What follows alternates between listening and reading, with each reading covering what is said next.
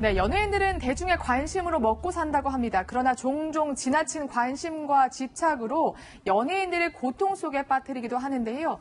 개그우먼 김숙 씨가 스토킹 피해를 당해온 사실이 뒤늦게 드러났습니다. 짚어보겠습니다. 저는 사실 김숙 씨 항상 밝은 모습만 봐와서 이렇게 오랫동안 스토킹 피해를 당해왔는지 짐작도 못했습니다. 네, 저 역시 이번에 신고 사실을 알고 이 이야기를 접했는데요.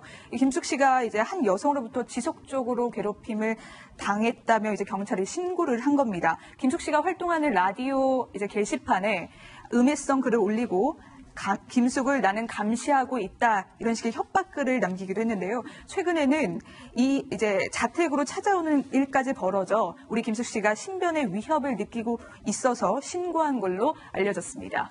네, 지금 최근엔 김숙 씨 집까지 찾아왔다 이렇게 얘기까지 했다는데 아무래도 강경 대응이 정말 불가피했을 것 같아요. 예, 그렇습니다. 결정적인 계기가 아무래도 집으로 찾아온 것 때문인 것 같습니다. 신변의 위협을 느꼈고 이 김숙 씨의 그 소속사 측도 연예인 보호 차원에서 강경 대응을 결심을 했고요. 나아가서 현재 그 접근 금지 가처분 신청을 고려하고 있다고 합니다. 그러면 그 법원에 접근 금지 가처분 신청을 냈다고 하는 거는 더 이상 나에게 오지 못하도록 해라, 막아달라 이런 얘기인가요? 예, 그렇습니다. 그 내용에 따라서는 물리적으로 몇백 미터 안으로 접근하지 말라는 명령이 나오면서 동시에 또 휴대폰이나 문자 같은 것을 하지 않도록 하는 결정도 나올 수 있습니다. 아, 그렇군요. 네, 알겠습니다. 사실 김숙 씨만이 아닙니다. 사흘 전이었죠. 가수 옥태견 씨도 사생팬에게 경고하는 일이 있었는데 사실 스토커와 팬 사이가 굉장히 애매한 것 같지만 일단 사생팬이라고 지칭을 하겠습니다. 강경 대응을 예고했잖아요. 네, 맞습니다. 2PM의 옥태견, 태견이라고 부르죠. 연기자이기도 하고요. 이번에 이제 사생팬에 대한 퇴치 의지를 드러낸 것인데요. 네.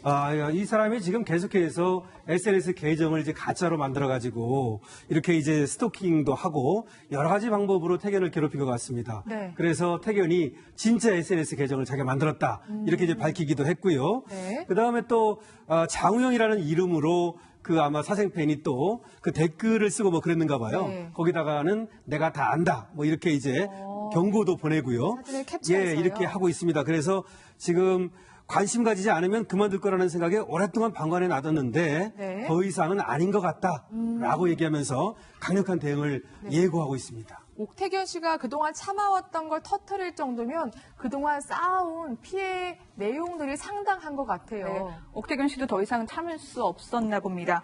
지금 자신의 SNS에 그동안 어떤 식으로 괴롭힘을 당했는지 피해를 주장하는 이제 사진을 여러 차례 올렸는데요.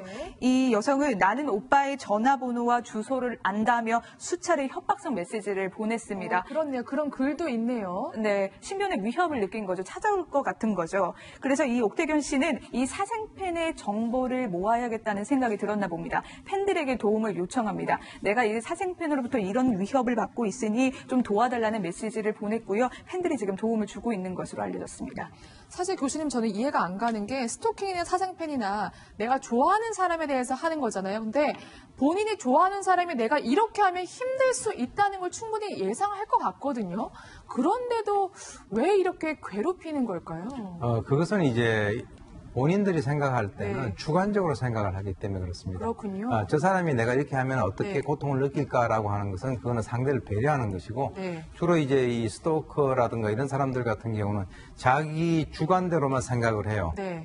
주로 이제 자기 존재감이 없는 그런 사람들인데 사실 이제 이 연예인들 같은 경우는 이렇게 스토커를 당하면 이게 보통 처음 당하는 일이기 때문에 참으면 점점 이제 좀 나아지겠지 하다가 근데 점차적으로는 그 상대는 그렇게 생각을 하지 않아요. 참으면은 내가 이렇게 하는 것에 대해서 그쪽에 수용을 하는가 보다. 좋아하는구나 이렇게 오해하기도 하는 거죠. 오해를 하죠. 그래서 이제 조정 통제를 하기 위해서 더 이제 접근을 하고 아까 얘기한 대로 주소, 전화번호 다 안다 이렇게 얘기를 하는데 실제로 이제 이런 경우도 있고 또 실제로 그 사람 앞에 전면에 나서는 경우가 있어요. 그러면 이 연예인의 입장에서는 그 사람에 대해서 팬을 관리를 하긴 해야 되겠지만 자기에게 귀찮게 하니까 얼굴에 어떤 그 짜증 섞인 모습 같은 것을 만약에 이 사람이 발견하게 된다면 그러면 또 다른 생각을 하는 거죠. 아니 내가 그렇게 좋아해서 관심을 보였는데 나를 무시해? 이렇게 이제 또 본인이 생각을 하는 거죠. 그래서 통상적으로 이제 매니저를 통해 가지고 좋게 타일르는 그런 경우가 많이 있습니다만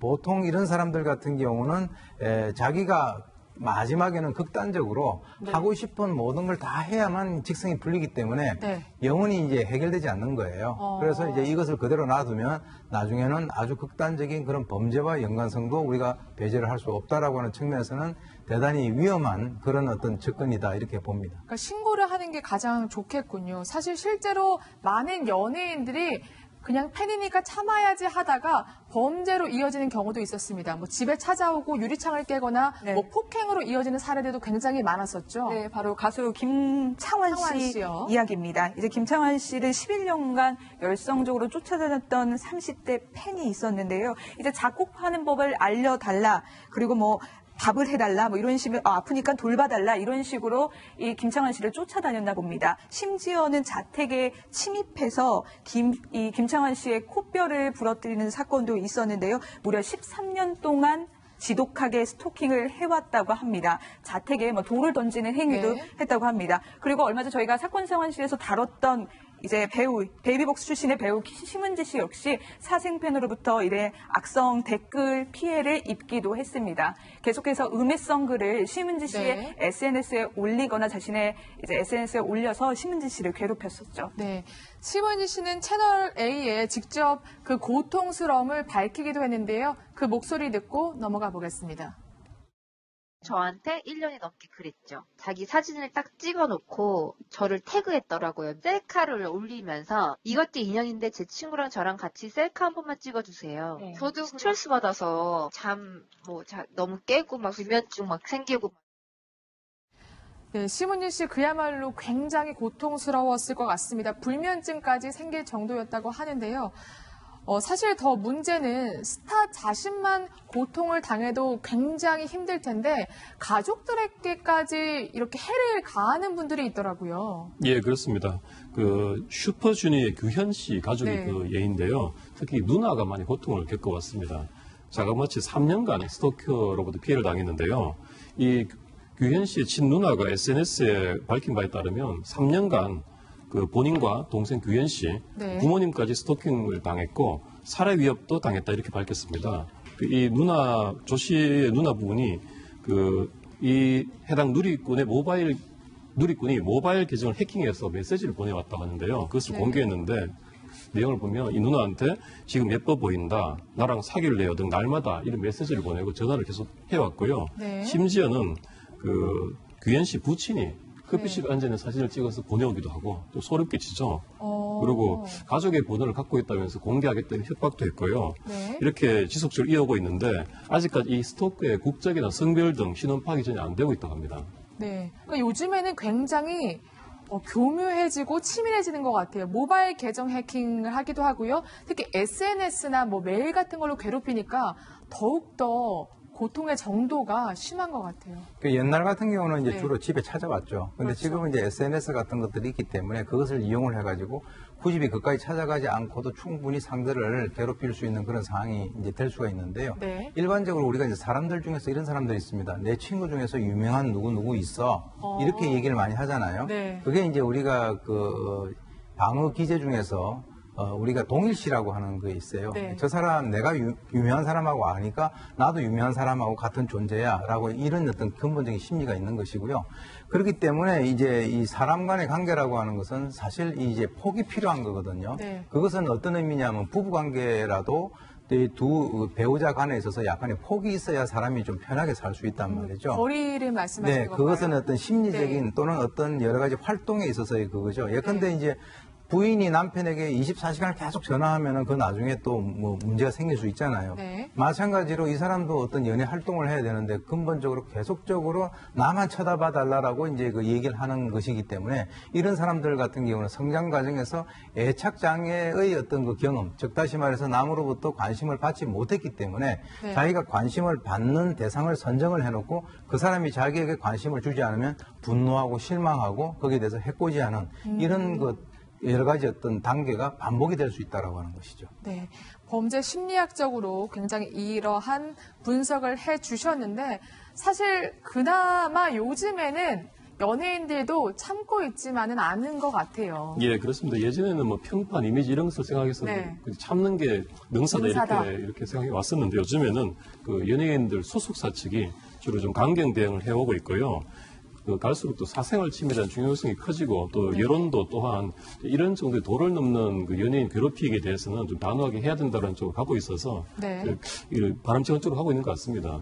네, 사실 정말 좋게 표현해서 팬이지 스토킹이고 범죄잖아요. 결국 처벌까지 받을 수 있는 중대 범죄죠. 그렇죠. 근데 현행법에 의하면 네. 말이죠. 이 스토킹 방지법이 아직 만들어져 있지 않아요. 20대 국회에 6건이 올라와 있고 네. 지난 5월에 정부 안으로 지금 또 입법 예고를 했거든요. 네. 거기에 의하면 3년 이하의 징역, 3천만 원 이하의 벌금까지도 네. 매길 수 있도록 만들어 놨습니다. 네. 근데 아직 법이 만들어지지 않았고요. 지금은 경범죄 처벌법에 의해서 10만 원 이하의 벌금, 구류, 과료 이걸로 이제 처벌할 수 있습니다. 처벌이 약하네요. 예, 그렇죠. 만약에 근데 그 스토킹이 협박이 된다면 협박죄로는 처벌할 수 있겠죠.